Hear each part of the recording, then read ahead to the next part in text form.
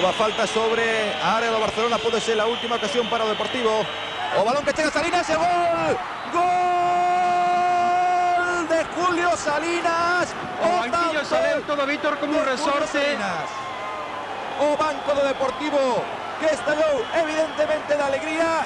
Dicíamos que evidentemente ata o último momento sempre pode quedar a esperanza, e Julio Salinas no seu regreso a Camp Nou consegue un tanto para a historia do Deportivo. Lembremos que o Deportivo na temporada 50-51 conseguira un punto, o seu único punto no Camp Nou, e hoxe con este tanto de Julio Salinas, o seu cuarto gol no Deportivo.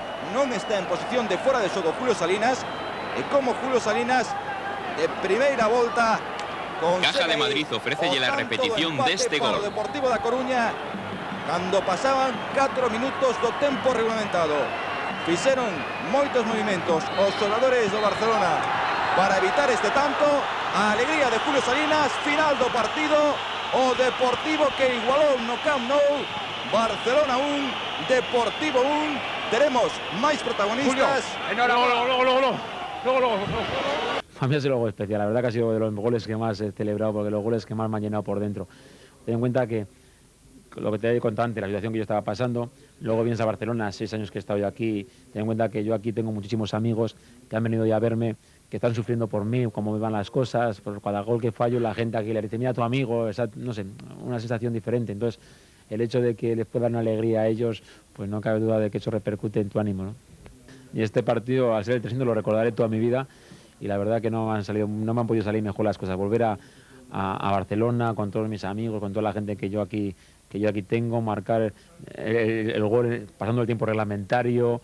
Es decir, que es que ni soñándolo, que ayer estábamos hablándolo con Boro en la habitación y decía, pues bueno, ya que no voy a jugar, pues a ver si podía jugar 20 minutos y marcar el tiempo de la victoria. No ha sido el del empate, pero es lo mismo.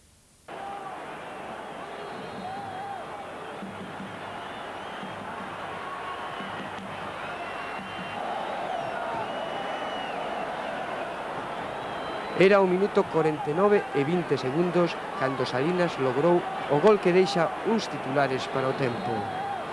Nunca gañou o Deportivo nesta praza. A última vez que logrou a fazaña do empate foi hai 43 anos.